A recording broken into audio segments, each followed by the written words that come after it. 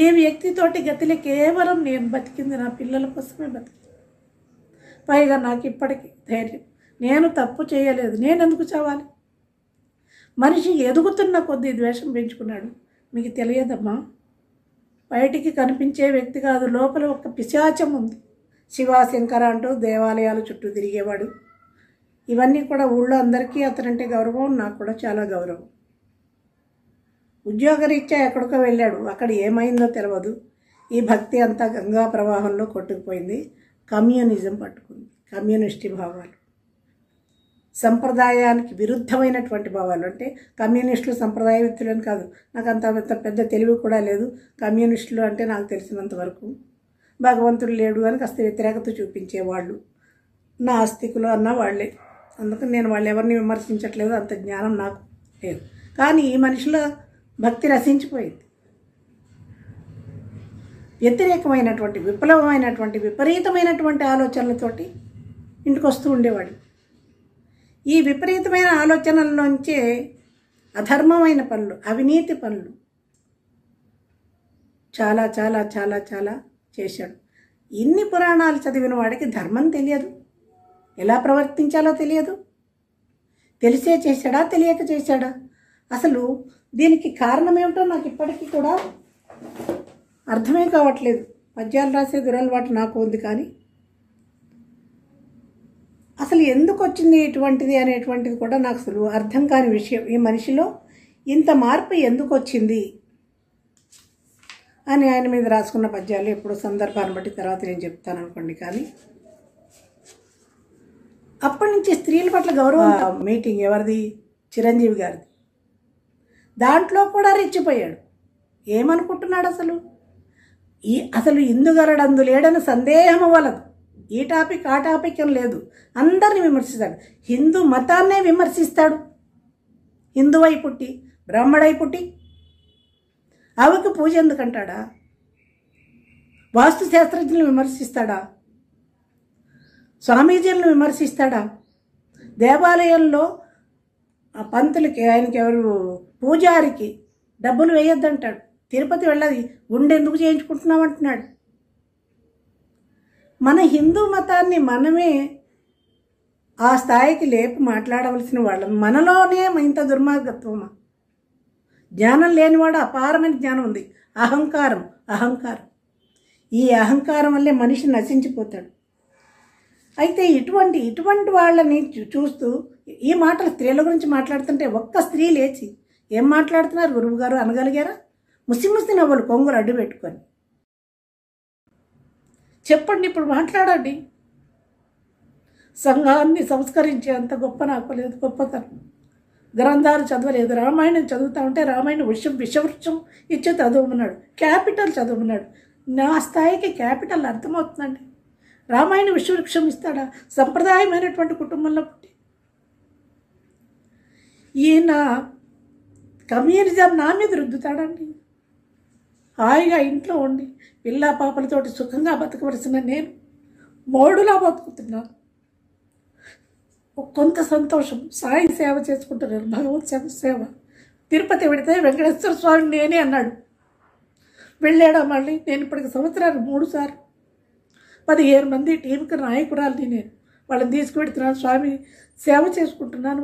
బంధువులు లేరు, పుట్టింటి వాళ్ళు లేరు, ఒక సంప్రదాయమైనటువంటి పూజలు లేవు, పునస్కారాలు లేవు, ఇంట్లో దీపం పెట్టుకునే అవకాశం లేదు.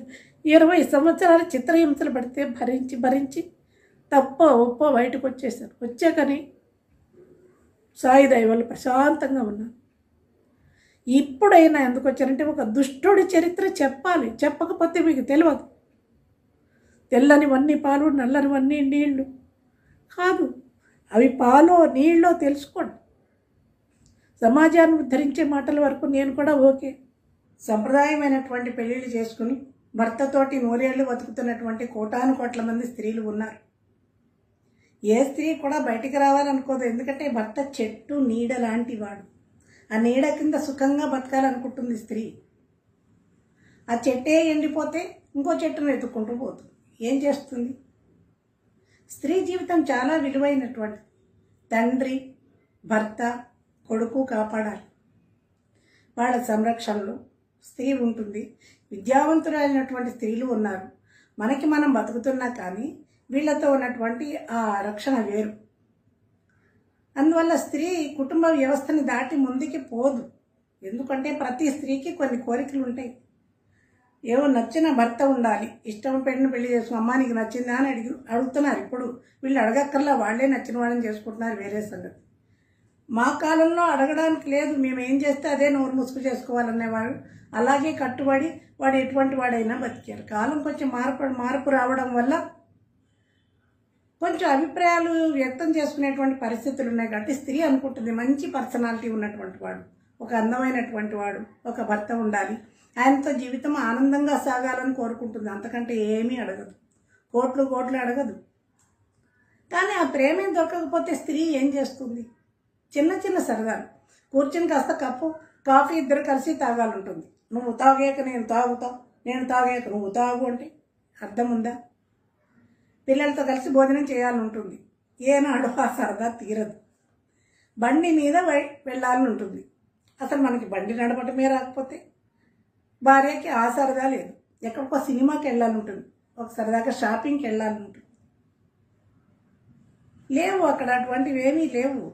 స్త్రీని ప్రేమగా చూడాలి. ప్రేమ అనేటువంటిది ఇవ్వలేనప్పుడు స్త్రీ ఏం చేస్తుందండి? ఎంత గౌరవించారు? గౌరీ శంకర్లు అన్నారు, లక్ష్మీనారాయణులు అన్నారు, సీతారాములు అన్నారు. దేవతామూర్తులే స్త్రీలకు అంత విలువిస్తే తుచ్చ మానవుడు నమ్మి బతుకుతున్నందుకు ఎంత ప్రేమనివ్వాలి? 10ంటికి తలపోటు వచ్చి ట్యాబ్లెట్ లేదు అంటే ఎందుకు లేదు? నువ్వు ముందు చూసుకోవాలి కదా. లేదు మహానుభావ అంటే బండి ఉంది కదా, నీకు బండి కొనిచ్చింది ఎందుకు? వెళ్ళి తెచ్చుకుంటే 10ంటికి బాలుగుడికి పోయి ట్యాబ్లెట్ తెచ్చుకుంటే ఎవడైనా ఫాలో అవుతే అంటే ఫాలో అయితే అనుభవించు. ఈ భర్త ఎందుకండి? వీడు భర్త. ఒక బటన్ చాక్ కొనిచ్చి బ్యాగ్లో వేసుకో. ఎందుకు? చీర కొనిస్తాడు ఎవడైనా, నగ కొనిస్తాడు. ఆత్మరక్షణకి నన్ను నేను రక్షించుకుంటా, నువ్వు నన్ను రక్షించుకో. భర్త అంటే భరించువాడు, రక్షించేవాడు. ఎందుకు ఇంకా అలా ఎవడ బతుకులో వాడు బతికేదానికి సంసారం ఎందుకు? ఇటువంటి సంసారంలోని విరక్తి వచ్చేస్తుంది. ఎంతకాలం ఉంటుంది స్త్రీ మాత్రం? ఒక్కొక్కడు పేలిపోతున్నాడు. నాకు తెలిసి కాకినాడలో సంస్కారవంతులైనటువంటి మహానుభావులు అందరికీ చేతులెత్తి నమస్కారం చేస్తున్నారు. మహాపండితులు నాకు తెలుసు, మహానుభావులు నాకు తెలుసు, చదువు సంస్కారం ఉన్నవాళ్ళు నాకు తెలుసు. వాళ్ళకి నేను పడుతున్న జీవితం కూడా తెలుసు. ఒక్క మాట మాట్లాడట్లేదండి. కాకినాడే కాదు, ఆంధ్ర తెలంగాణ దేశాల్లో ఉండేటువంటి పెద్ద మనుషులు నాకు చాలామంది తెలుసు, వాళ్ళకి నేను కూడా తెలుసు. కానీ ఇన్ని గొడవలు అవుతున్నా వాళ్ళు ఒక్క మాట మాట్లాడట్లేదు. అది వాళ్ళ సంస్కారం. ఇప్పుడు కొన్ని పిచ్చి డాష్లు ఉన్నాయి చూశారు. వాడి సంసారం వాడి పెళ్ళాన్ని చూసుకోవడం మానేసి నువ్వు ఇలా కదా అలా కదా వెళ్ళిపోయావు కదా అంటే, పోతానయ్యా, నా జీవితం నా ఇష్టం, నువ్వెవడివి? భయపడ్డానికి ఏమి లేదు. ఇక్కడ ప్రేమ లేదు. నన్ను కొంచెం పెద్ద ప్రేమగా చూడు అని అన్నాను అనుకో, ఇంటికి రాగానే మీటింగ్లు అయిపోయి ఇంటికి రాగానే నిన్నెవడు ప్రేమిస్తాడే పెంట మొహం అంటాడు. ఇలాంటి పదాలు నేను అనుకోడు, కానీ ఉన్నది ఉన్నట్టు చెప్పాలి కదండి. పెంటమో అని నాదేనా? ఆ సంగతి మీకు తెలుసు, నాకు తెలుసు. కొంచెం ప్రేమ చూపించు అని అడిగాం. నగలు అడిగామో, పట్టు చీరలు అడిగాము. ఆ మాత్రం ప్రేమ చూపించలే. ఎందుకో తెలుసా? ఎక్కువ ప్రేమగా ఉంటే పక్కన కూర్చుంటుంది, మీద చేయేస్తుంది. అది భయం. మన సమర్థత మీద అంత భయం. సమర్థత ఉన్నవాడు చాలా ప్రేమగానే ఉంటాడు.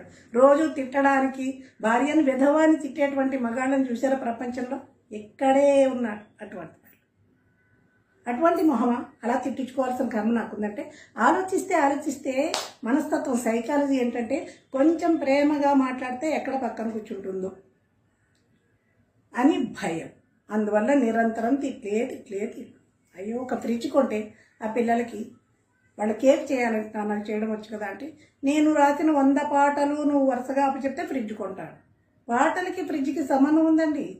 డబ్బులు లేవా? మేము ఇక్కడ బళ్ళారి దగ్గర సాండూరులో కొన్నాళ్ళు ఉద్యోగం పని మీద ఉన్నాం. అక్కడ ఒక ఆవిడ పక్కింటి ఆవిడ ఉండేది. ఆవిడ అప్పుడొచ్చి వస్తూ మాట్లాడుతుంది. ఉంటే ఏంటండి విశేషాలు, చక్కగా హ్యాపీగా మీ ఆయన మీ దగ్గరే ఉన్నారు కదా అంటే, చస్తున్నానండి బాబు, ఆ మొహం చూసి విసుగొచ్చేస్తుంది అనేది. ఎందుకంటే వాళ్ళ ఆయన ఉద్యోగం ఆ ముందు బాల్కనీలో కూర్చుని ఇలా వెళ్ళే లారీలని అలా వచ్చే లారీలని లెక్కబెట్టి ఎన్ని లారీలో సాయంత్రానికి ఆఫీసులో ఇన్ఫర్మేషన్ ఇవ్వాలి. ఈయన కాఫీ, టిఫిన్, భోజనాలు అన్నీ బాల్కనీలోనే. పొద్దున పోయి ఆఫీసుకు సాయంత్రం వచ్చేటువంటి భర్త ఉంటే కాస్త ఎంజాయ్మెంట్ ఉంటుంది మేడం. 24 hours నా ముందే కూర్చుంటున్నాడు. వాడిని చూస్తేనే నాకు భర్త అనేటువంటి గౌరవం పోయింది, నాకు ప్రేమే రావట్లేదు, విసుగు వచ్చేస్తుంది ఆ మొహం చూస్తే అనేది. ఆ పరిస్థితిని భర్తలు తెచ్చుకోకూడదు. పాపం ఆయన ఉద్యోగం ఆయన ఏం చేస్తాడు, అయినా కానీ ప్రేమగానే ఉండేవాడు, పాపం మంచివాడే. కానీ ఈ ప్రేమ అనేటువంటిది తెలవనటువంటి వాడు అసలు ముందు భార్యని జాగ్రత్తగా చూసుకుంటే ఇల్లు దాటిపోదు, సంసారాన్ని వదిలిపోదు. ప్రపంచంలో ఎంతమంది లేరండి ప్రేమ భార్యలు గౌరవం ఇవ్వడం లేదు. మహానుభావులు, గొప్ప గొప్ప వాళ్ళు కూడా భార్య గౌరవిస్తున్నారు. భార్య మాట వింటాడు అంటే వినొచ్చండి, తప్పలేదు. భర్త మాట భార్య వింటున్నప్పుడు భార్య మాట భర్త వింటే ఏంది, ఇద్దరు కలిసే కదా సంసారం. ఇదేదో లోగుట్టి ఇంట్లో ఉండవలసిన సంసారం ఇవాళ మీడియా మీదకి వచ్చేసింది అంటే ఎంత దురదృష్టం, ఎంత కర్మ అది. కొంచెం ప్రేమ చూపించుంటే ఇంత బయటకు వచ్చే పరిస్థితి ఉండేది కాదు కదా. నువ్వు పోయావో అని వీడికంటే ముందు చస్తున్నారు బయట వాళ్ళు. పోయాను, నాకు ఇక్కడ ప్రేమ దొరకలేదు. పాలవాడు గేటు తీసినప్పుడు ఎట్లానో చూస్తున్నాడు అంటే అది వాడి తప్పు కాదు, నీ తప్పు. వాడు అలా చూసేలా నువ్వెందుకున్నావు? వీడు భర్త నుంచి ఒక రక్షణ కావాలండి, ఒక ప్రేమ కావాలి, ఒక ఆత్మీయత కావాలి, ఒక అనుబంధం కావాలి. ఇవన్నీ ఉంటే అటువంటి భర్తని ఏ స్త్రీ వదిలిపెడదు. ఇక్కడ అన్నీ అసమర్థతే. ఏ సరదా తీరే అవకాశమే లేదు, కాసేపు మాట్లాడే అవకాశమే లేదు. ఎంతసేపు నేను, నా బతుకు, నా జీవితం, నా ఫ్యూచర్. మరి ఇక్కడ రేపు పిల్లలు పెద్దవాళ్ళు అవుతారు, పెళ్లి చేసుకుని రెక్కలు వస్తే వాళ్ళే ఎదిరిపోతారు. ఈ దరిద్రపు ముఖానికి చచ్చిపోయేదాకా సేవలు చేసుకుంటూ అంత సాక్రిఫైస్ చేయాల్సిన అవసరం నాకేంటి? ప్రేమ లేదు, ఆత్మీయత లేదు, సమర్థత లేదు, ఒక ఆనందం లేదు, ఒక అనుబంధం లేదు. ఇటువంటి భర్తలు ఉండే కంటే స్వతంత్రంగా బతకటమే మేలు అనిపించింది. వచ్చేసాను. ఇప్పుడు ఆ కొట్టుకు చచ్చేవాళ్ళు ఎవరో చావండి. వచ్చాను, నాకు నచ్చిన వాడితో వచ్చాను. నేను ఎలా బతుకుతున్నానో రేపో ఎల్లుండో ఇంకో వీడియోలో చూపిస్తాను. నేను ఎవరితో బతుకుతున్నానో చూపిస్తాను. తెల్లవారులు నిద్రపోకుండా ఆలోచించు. సన్నాసులు పెడుతున్నారు, ఒక్కొక్క డైలాగులు కొడుతున్నాడు. ఎవడి సంసారం చూసుకుని వాడి పిల్లల్ని వాడు చూసుకోవచ్చు కదా.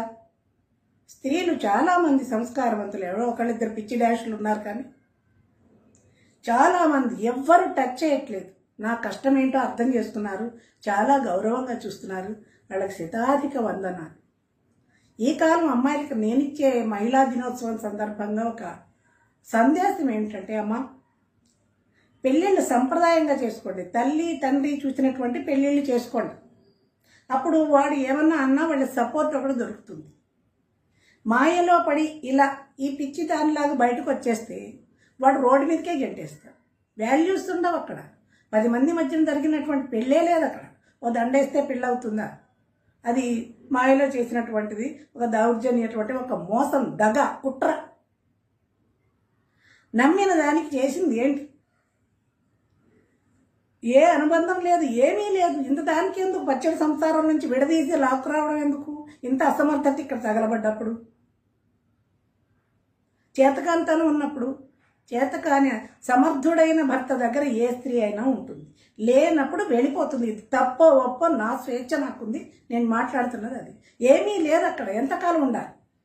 20 సంవత్సరాల్లో చూస్తుంది, ఏమీ లేదు. చీచా, ఇది నా జీవితం కాదు.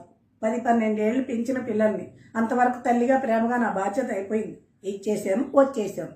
నా ఇష్టం వచ్చిన చోటుకు వచ్చాను, నా ఇష్టం వచ్చినట్టు బతుకుతాను. మీరెవరు నన్ను అడగడానికి? ఎవరైనా మీరు పోషిస్తున్నారా? కష్టం సుఖం అడిగారా? నిన్న మొన్నటితోటి ఆ ఉన్న కొంచెం బంధం కూడా విడిపోయింది. హాయిగా, సుఖంగా, స్వేచ్ఛగా నాకు నచ్చిన దేవాలయానికి వెళ్ళొచ్చు, నాకు నచ్చిన భజన చేసుకోవచ్చు, నాకు నచ్చిన పాట పాడుకోవచ్చు, నాకు నచ్చినట్టు నేను బతకచ్చు. సంస్కారవంతమైనటువంటి వాళ్ళు మాట్లాడకుండా మౌనంగా ఉన్నారు. కొంతమంది పాపం చాలా శ్రేయోభిలాషలో మాట్లాడారు. కానీ కొన్ని పిచ్చి డాష్లు ఉన్నాయి కదా, ఇష్టం వచ్చినట్టు. భయంతో నేను ఎక్కడికి, నాకు భయమే తెలియదు. అవును, నా ఇష్టం వచ్చినట్టు ఉన్నా, నీకు దమ్ముంటే నా ఇంటికి రా, నాతో మాట్లాడు. స్త్రీ అంటే పిచ్చి పిచ్చి వేషాలు వేయద్దు. సామాన్యమైంది కాదు స్త్రీ. తెలుసునా? భద్రకాళి ప్రేమ చూపిస్తే చాలా గౌరవంగా ఒదిగి ఒదిగి ఒదిగి ఉంటుంది, సర్వీస్ చేస్తుంది. కాదు, ఎంతకాలం ఉంటుంది? వెళ్ళిపోతుంది బయటికి. ఈ వెళ్ళిపోయిన దానికి నెత్తి కొట్టుకుని తర్వాత కొట్టుకుని నెత్తి అయ్యో అయ్యో అని కొట్టుకుని ప్రయోజనం ఏం లేదు. కానీ ఎప్పుడు బాధలు మొదటి వాళ్ళకే, రెండో వాళ్ళకి చాలా ప్రేమలు ఉంటాయి, ఎందుకంటే అది కూడా పోతుందని భయం. కానీ ఒక్కడే మగవాళ్ళకి చెప్పేది ఏంటంటే, భార్యను ప్రేమిస్తూ మాట్లాడండి, ప్రేమగా ఉండండి. నేను చెప్పక్కర్లేదు, చేచి ప్రవచనాలు చెప్పేవాళ్ళు చెప్తున్నారు వాళ్ళు ఆల్రెడీ. భార్యను ప్రేమించు, భర్తను ప్రేమించు. నేను అలాంటివి చెప్పాను. కుటుంబం స్త్రీ కలిసిమెలిసి ఉండాలని అనుకుంటుంది, సంప్రదాయంగా ఉండాలని అనుకుంటుంది. దాన్ని దాటేసి తెంపేసుకుని స్వేచ్ఛగా బయటకు వచ్చింది అంటే ఎంత విరక్తి కలిగితే, అక్కడ ఎన్ని బాధలుంటే బయటకు వస్తుంది. అమ్మ నేను సంప్రదాయంగా పెళ్ళిళ్ళు చేసుకోమని సందేశం ఇస్తూ మళ్ళీ నేను కొంచెం పక్క అనుకోకుండా వచ్చేసాను. మీరు జాగ్రత్తగా, ఎందుకంటే సంప్రదాయం లేని చోట ఇష్టమైన పెళ్ళిళ్ళు చేసుకుంటే రోడ్డు మీద బతుకులు అయిపోతాయి. భగవంతుడు నా వెనకాల ఉన్నాడు కాబట్టి నేను చదువుకుని వీళ్ళిపోతే బతుకుతున్నాను. స్త్రీకి రక్షణ లేకపోతే కొంచెం కష్టమైన విషయం. ఏ ఒక్కళ్ళు విడాకులు తీసుకుని బయటికి రాకండి, వాళ్ళతోటే ఉండాలి. ఎలా ఉండాలి అంటే తల్లిదండ్రులు చేసినటువంటి పెళ్ళిళ్ళు చేసుకోవాలి. చేసుకుంటే వాళ్ళు రక్షణ ఉంటారు, వాళ్ళతోటి సంతోషంగా జీవితం 100 ఏళ్ళు హ్యాపీగా బతకాలనుకుంటుంది స్త్రీ. ఏ ఒక్కటి ఏదో మంచో చెడో కర్మ కాలి బుద్ధి సరిగా లేక మాయలో పడి బయటకు వచ్చిన దానికి ఇవాళ చాలా కష్టాలు పడ్డా ఇంకా ఏడవలసిన పని జీవితంలో రావట్లేదు. చదువుంది నా దగ్గర, నా వెనకాల భగవంతుడు ఉన్నాడు, ఆయన అన్ని దారులు చూపిస్తున్నాడు. అందువల్ల నిశ్చింతగా భగవత్ సేవలో నేను బతుకుతాను. స్త్రీ ఈ రకమైన ఆలోచన చేసినటువంటి స్త్రీని ఎవ్వరూ ఆపలేరు. స్త్రీలో ప్రేమాస్పదమైనటువంటి ఆ స్త్రీని ప్రేమగా చూసుకుంటే ఉంటుంది. ఆమెను హింస చేసినాడు ఏ స్త్రీ భరిస్తూ మాత్రం ఉండదు. ఇది సీతా సావిత్రుల కాలం కాదు. కాబట్టి స్త్రీని గౌరవంగా చూడడమే మంచిది. అంతేకాని ఏముందని అక్కడ ఏముంది, ఏమీ లేదు, నథింగ్ నథింగ్. అయినా కానీ ఓపిక పట్టావు. ఈ అసమర్థతని లోపడు. నువ్వు వెళ్ళిపోయి చస్తు. వెళ్ళిపోయాను, నాకు నచ్చిన చోటుకు పోయాను, నాకు నచ్చినట్టు బతుకుతాను. Who are you? నువ్వెవడే నన్ను అడగడానికి? నన్ను క్వశ్చన్ చేస్తారు. 20 సంవత్సరాల్లో ఏం కష్టపడ్డావని అడిగారా? నువ్వు వాడితో పోయావు, వీడితో పోయావు, నీ పెళ్ళం ఎవరితో పోకుండా చూసుకోండి. స్త్రీలను గౌరవించడం నేర్చుకోండి, మర్యాదగా మాట్లాడండి. వేదికల మీద కాదు, సంసారంలో. ఎంతమంది భార్యను చూశాను. పెద్ద పెద్ద ప్రొఫెసర్లు నాకు చూశాను, ఎంత ప్రేమగా చూస్తున్నారండి భార్యల్ని. అడిగింది కొంచెం ప్రేమేనా? నిన్నెవడు ప్రేమిస్తాడే డాష్ అంటే ఎందుకంటే అక్కడ ఎవరితో ఉంటుందండి, ఉండవలసిన అవసరమే ఉంది. లేదు, వచ్చేసాను, బాధలేవో పడ్డకాలం పడ్డాను. బాబా దయ వల్ల, భగవంతుడి దయ వల్ల కొద్ది రోజుల క్రితమే అన్ని బంధాలు విడిపోయాయి.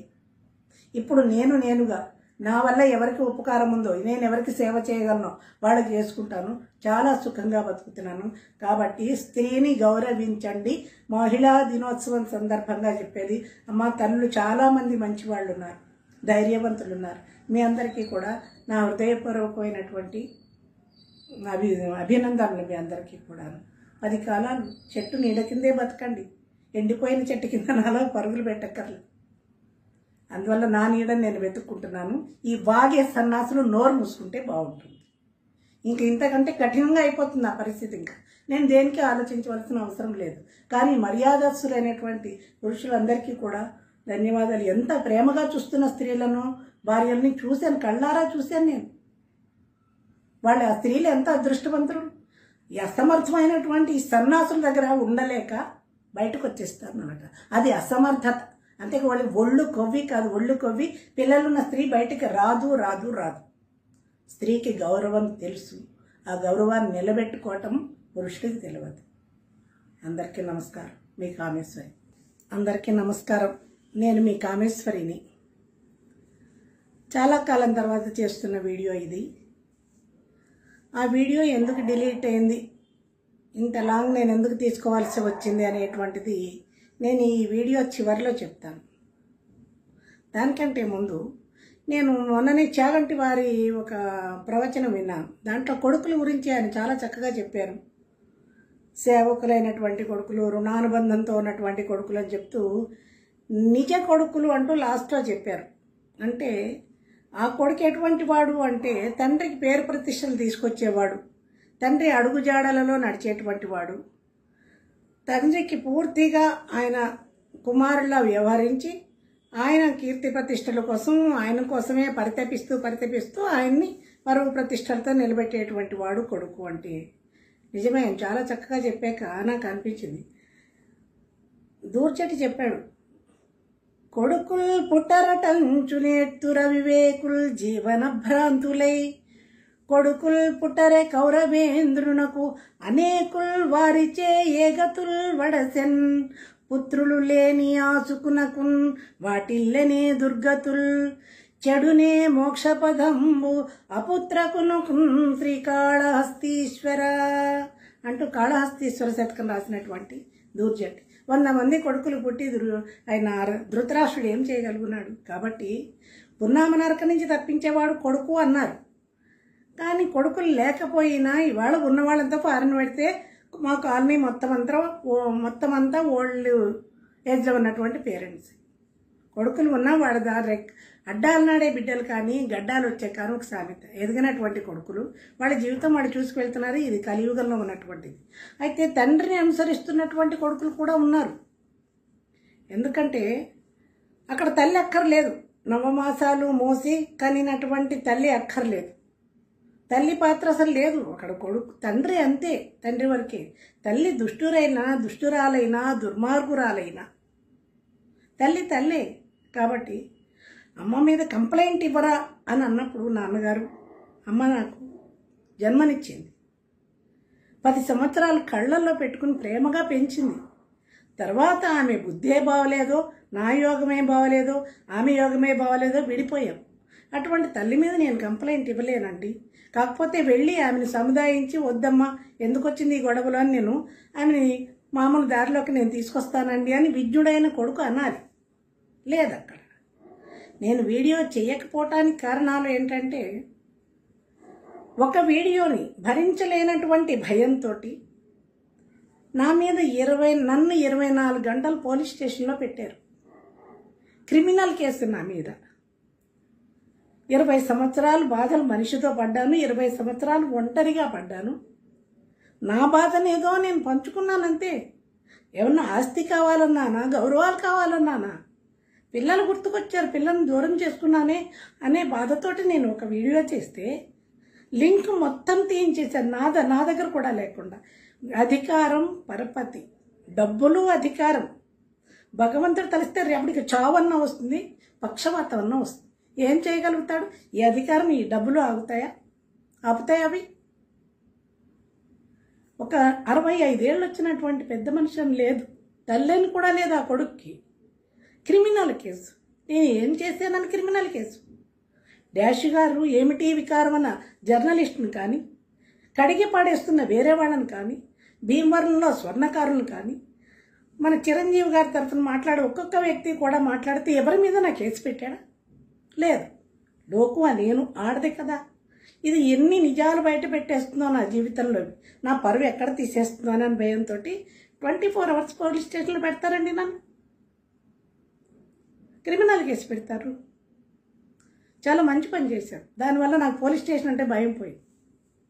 ఎన్నిసార్లైనా పోవచ్చు. ఈసారి పెట్టడమే కాకుండా బెదిరింపు ఏమని, ఇక పైన ఇలాంటి వీడియోలు చేస్తే జైలుకు పంపిస్తాం, లేకపోతే నీ ప్రాణం మీద తీపి ఉంటే ఇటువంటివి చేయకు, బెదిరింపు. నా ప్రాణం 40 సంవత్సరాల క్రితమే పోయింది. శరీరమే ఉంది. ఈ ప్రాణం ఉన్నా లేకపోయినా ఒకటే. ఇంకా వృద్ధాప్యం వచ్చేసి ఓల్డ్ ఏజ్కి హోమ్కి వెళ్ళే కంటే ఇప్పుడు వాళ్ళ చేతుల్లో చావడమే బెటర్. జైలుకి పంపిస్తారు. రామదాసుల అన్నమయ్య కీర్తనలు పాడుకుంటాను అక్కడ. భయం అనేటువంటిది నా జీవితంలో లేదు. అందువల్ల మీకు చెప్పవలసిన ధర్మం నా మీద ఏం జరిగిందో తెలవట్లేదు. ఎందుకు లేదు వీడియో, ఎందుకు లేదు అంటే అతీతమైనటువంటి ఒక భయం ఏ పనైనా చేయిస్తుంది. బహుశా ఇది నాది లాస్ట్ వీడియో కూడా కావచ్చు. మళ్ళీ రేపు పొద్దునే మా ఇంటికి పోలీసులు రావచ్చు, నన్ను మళ్ళీ తీసుకెళ్ళచ్చు, చిత్తగొట్టేయచ్చు, లేకపోతే మొత్తం తీసేయచ్చు, జైలుకి పంపచ్చు. అన్నింటికీ రెడీ. నాకెవరూ లేరు. ఏకో నారాయణ. నేను జైలుకి వెళ్ళినా చచ్చిపోయినా ఏడ్చేవాళ్ళు లేరు. దేనికి నేను బెంగపడాల్సిన అవసరం లేదు. నాకు జీవితం మీద మమకారమే లేదు. నాకు ఎక్కడున్నా నేను భగవన్నామస్మరణ చేసుకుంటూ సుఖంగా బతకగలను. నేను నమ్ముకున్నటువంటి దైవం భగవంతుడు నా వెనకాలే ఉన్నాడు, నన్ను రక్షిస్తాడు అని నాకు తెలుసు. రక్షిస్తాడు, పోతే మోక్షం ఇస్తాడు. నా దగ్గర అధికారం లేదు, డబ్బులు లేవు, నేను ఒక సాధారణ స్త్రీని. నా మాటకి అంత భయం ఎందుకు అంటే ఎన్ని లోపాలు లేకపోతే భయం. ఇటువంటి వీడియోలు చేస్తే మళ్ళీ నీ సంగతి చూస్తానని బెదిరింప చూడమనండి. ఇప్పుడు తెలిసింది నాకు, సడన్గా అటాక్ చేశారు కాబట్టి తెలవడానికి లేదు. ఇప్పుడు నేను ఎక్కడికి వెళ్ళినా కొన్ని వేల మంది స్టూడెంట్స్ ఉన్నారు హైదరాబాద్ నిండా. నాకు వాళ్ళకి వెంటనే ఇన్ఫర్మేషన్ వెళ్తుంది, వాళ్ళకి ఏం చేయాలో వాళ్ళకి తెలుసు. కాబట్టి నా శక్తి, నా స్టూడెంట్స్, నా చుట్టూ ఉన్నటువంటి వాళ్ళు, ఇన్నిటికి మించి భగవంతుడే నాకు శక్తి. ఆయనే నాకు ధైర్యాన్ని ఇస్తాడు, ఆయనే నన్ను ముందుకు తీసుకెళ్తాడు. నాకేమన్నా కష్టం వస్తే ఆదుకునేటువంటి వాడు కూడా ఆ పరాత్పరుడు, ఆ భగవంతుడు, ఆ సాయినాథుడు. అదే నమ్మకం నన్ను ముందుకు నడిపిస్తుంది. అందువల్లే నా వీడియోలన్నీ డిలీట్ అయ్యాయి. ఇకపైన నేను చేసుకుంటే నా సంగీతం నాకుంది, నా స్టూడెంట్స్ నాకున్నారు, వాళ్ళకు సంబంధించే చేసుకుంటా. తుచ్చమైనటువంటి వీళ్ళ గురించి చేయవలసిన అవసరం నాకే ఉంది. ఎవడ కర్మకి వాడే పాత్రుడు, వాడి కర్మను వాళ్ళే అనుభవిస్తారు. వీళ్ళు ఎత్తి చూపాల్సిన అవసరం కూడా నాకు లేదు. ఇప్పుడు ఆ ప్రస్తావన ఎందుకు తెచ్చానంటే మీకు చెప్పాల్సిన అవసరం ఉంది కాబట్టి ఆ ప్రస్తావన తెచ్చాను. లేకపోతే ఆ నీచమైన పేరు నేను చచ్చిన ఎత్తను, ఆ సంఘటనలు కూడా నాకు అవసరం లేదు. నాకన్నింటికీ కూడా భగవంతుడే ఉన్నాడు. మీకు నిజమైన అభిమానం నా మీద ఉంటే సబ్స్క్రైబ్ చేయండి. నేను ఏమన్నా వీడియోలు పెడితే వస్తాయి, బెల్ కొట్టండి. ధన్యవాదాలు. కామేశ్వరి.